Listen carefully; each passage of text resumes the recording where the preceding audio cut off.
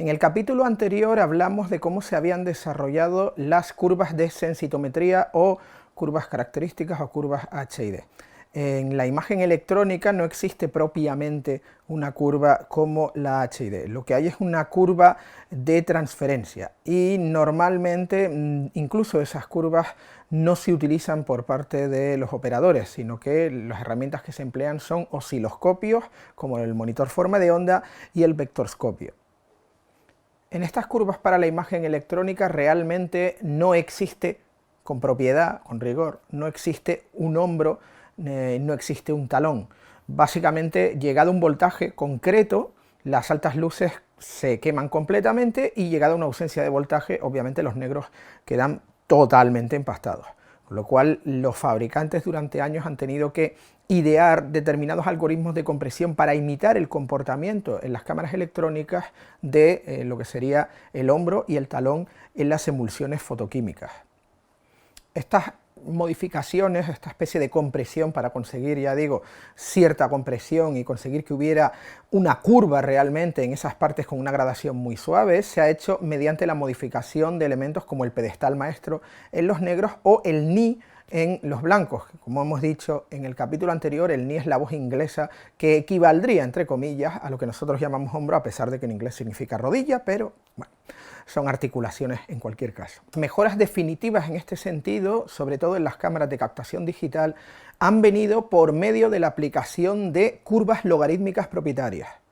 Estas básicamente consisten en la codificación de la escena de modo logarítmico, lo que significa que la relación entre la señal y la exposición es proporcional durante un rango muy amplio.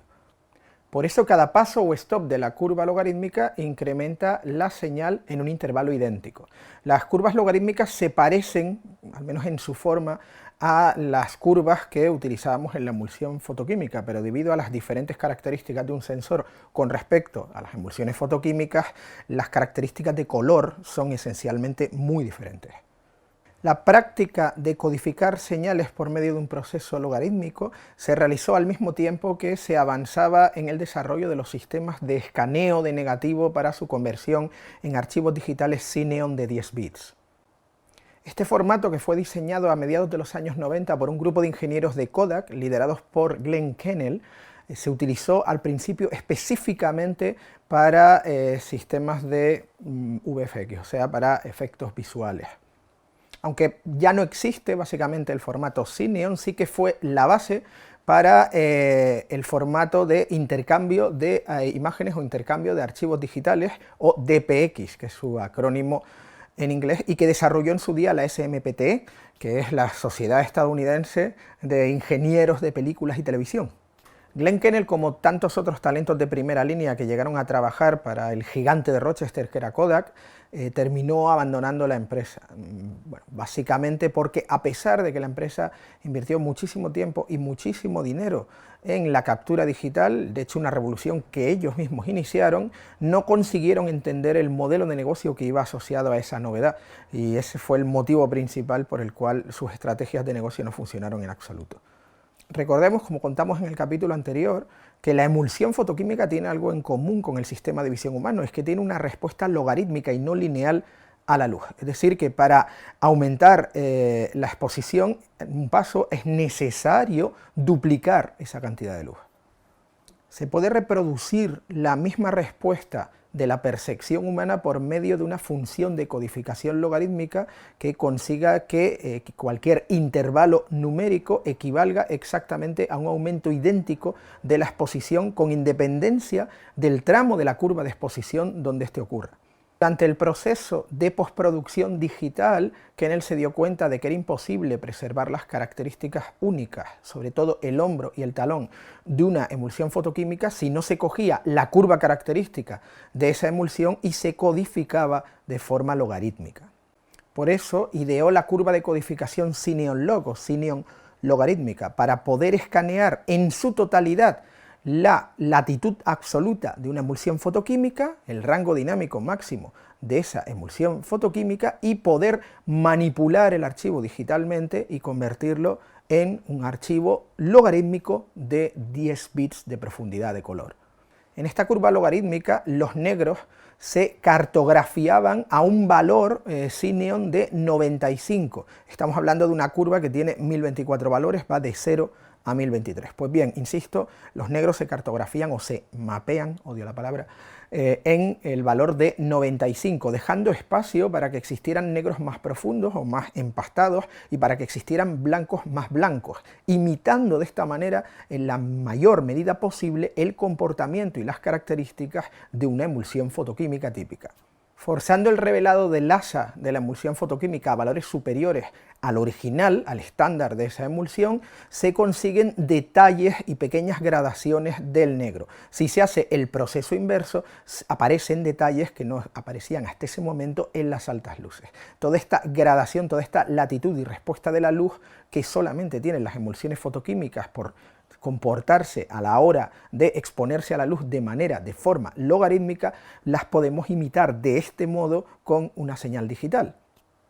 Para conseguir esto, el valor de codificación del blanco en la curva Cineon es 685, y todo aquello que está situado por encima se consideran superblancos.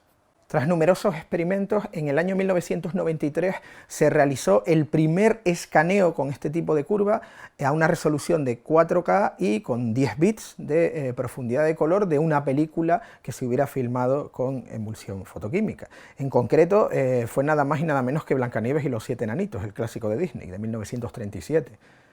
Cuando se vino a realizar el mismo proceso con la curva y con este tipo de codificación, pero para corregir archivos de cámaras ya de captación digital, se pensó de forma muy errónea que todas se podían considerar como iguales, y los resultados fueron desiguales y muy poco satisfactorios. A día de hoy, no obstante, las herramientas para trabajar con estas curvas logarítmicas y adaptarlas a cada cámara han mejorado sobremanera, y podemos sacarle realmente gran partido a las mejoras que introducen, sobre todo en la latitud y en la reproducción del color. Para empezar, los monitores de vídeo actuales ya no están subyugados por la limitación de espacio de color que tenían los monitores de tubos de rayos catódicos o CRT. O sea que hoy en día podemos llegar mucho más lejos. Sin embargo, el legado que ha dejado ese espacio de color, lo que sería la recomendación 709, todavía nos está atenazando en este periodo de transición hacia espacios de color mucho más grandes, bien sea el DCI-P3 para proyección cinematográfica o bien sea el nuevo estándar para ultra alta definición y 10 o 12 bits, que sería la recomendación 2020. Las imágenes logarítmicas no están conformadas para las limitaciones que tienen los monitores con espacio de color adyacente a la recomendación 709, es decir, con la mayoría de los monitores de HD del mercado. Necesitan, obviamente, un espacio de color mucho más grande que se correspondería con la recomendación 2020, por lo que usar el espacio de la recomendación 709 no tiene mucho sentido, pero la realidad es que el 90% de los monitores con los que seguimos trabajando a día de hoy trabajan única y exclusivamente con 709, y todavía no hay monitores que puedan conseguir de verdad reproducir de forma fiable la recomendación 2020, ese espacio de color es todavía demasiado grande. Entonces, ya digo, estamos en este periodo de transición. Como tenemos que trabajar con monitores muy limitados, monitores limitados al espacio de color de la recomendación 709, nos encontramos con que al ver una imagen logarítmica en tales monitores, la imagen es sosa, aburrida, plana, blanquecina, o como diría un gran amigo nuestro, parece que le ha pasado por encima el lamido de una vaca. Esto ocurre por la discrepancia entre la codificación logarítmica de la escena y la codificación de la imagen del monitor. La gama de colores y densidades es demasiado grande y el gamut de esas pantallas sencillamente no permite reproducirla. Hay una amplia variedad de esquemas de codificación en el mercado que son bastante parecidos a los de escaneo de negativo y se utilizan de forma propietaria por parte de los fabricantes de cámaras. Cada fabricante de cámaras suele tener un método propietario de aplicar una curva logarítmica concreta a sus modelos. Arri cuenta con la curva log-C que desarrolló el propio Glenn Kennel, ayudado por ingenieros de la compañía muniquense, puesto que el antiguo trabajador de Kodak terminó trabajando en la empresa alemana. Canon, por ejemplo, cuenta con las curvas logarítmicas Canon Log, Canon Log 2 y Canon Log 3. Panasonic trabaja en su día con una curva que se llamaba FieldRec y a día de hoy con la curva llamada V-Log. Panavision trabaja también con una curva que es la Panalog. Red trabaja también con las curvas RedLog y Sony trabaja con las curvas S-Log, S-Log 2 y S-Log 3. Tanto Canon como Sony ya no utilizan básicamente la primera de ellas. O sea, Canon no utiliza prácticamente la Canon Log, Sony no utiliza la S-Log. Utilizan o bien la Canon Log 2 y Canon Log 3 o bien la S-Log 2 y S-Log 3. Tienen características diferentes, pero en términos generales cada una de ellas está pensada para aprovechar dentro de sus posibilidades la mayor latitud posible y las posibilidades mayores de reproducción de color. Durante los rodajes se aplican procedimientos rápidos de ajustes de color y de contraste para que todos los departamentos técnicos que necesitan visualizar la imagen en el set puedan tener acceso a una imagen que sea relativamente parecida a aquella cuya intención creativa tenemos o queremos que exista en la imagen final, una vez que se haya etalonado y postproducido. Este trabajo normalmente lo puede realizar un técnico digital de imagen, un DIT, o bien puede que ya se haya realizado el trabajo previamente en preproducción y simplemente se cargue un ajuste en las cámaras. ¿Cómo se hace esto? Bueno, se cargan ajustes normalmente por medio de lo que llamamos Lookup Tables o LUTs. Las LUTs no son una corrección de color propiamente dicha, son un pequeño preajuste que sirve de referencia. Los propios fabricantes incluyen una serie de LUTs en las cámaras con los que uno puede ir tirando, pero lo conveniente es realizar esas Lookup Tables, que no son más que determinados cálculos matemáticos para conseguir una salida de color diferente e incrementar, como hemos dicho aquí, un poquito el contraste y ver realmente la latitud adecuada a la visión humana, especialmente en los tonos medios, comprimiendo las bajas luces y las altas luces, y poder trabajar con ellos sabiendo más o menos qué nos vamos a esperar a posteriori. Insisto, no es una corrección ni de lejos definitiva, ni se va a parecer, ni va a ser tan similar, ni va a ser tan sutil como el trabajo que puede hacer un verdadero colorista en postproducción. No es esa la idea, es simplemente una especie de parche para ir tirando, porque utilizamos en el rodaje monitores con un espacio de color mucho más reducido que el que necesitaríamos para ver realmente la verdadera imagen que nos ofrecen las curvas logarítmicas. Así pues, aplicando las Lookup Tables, aplicando estas LUTs, que pueden y deberían ser específicas para el proyecto en el que estamos trabajando, pero que también pueden ser las genéricas de cámara, si no nos queda más remedio, pues vamos solventando el día a día en un rodaje y mayormente podemos saber cuál va a ser la intención creativa del director de foto, que a su vez mandará determinados planos con esa LUT aplicada normalmente a la empresa o el departamento de postproducción de color.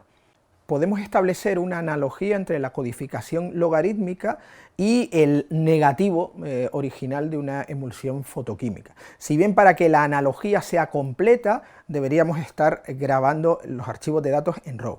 Si se da el caso de estas dos cosas, pues sí que podríamos comparar básicamente uno y otro, teniendo en cuenta que tanto el negativo original como la codificación logarítmica sobre un archivo RAW básicamente nos permite etalonar el aspecto de la imagen a posteriori, bien en un caso en el laboratorio, bien en el otro en el departamento de postproducción.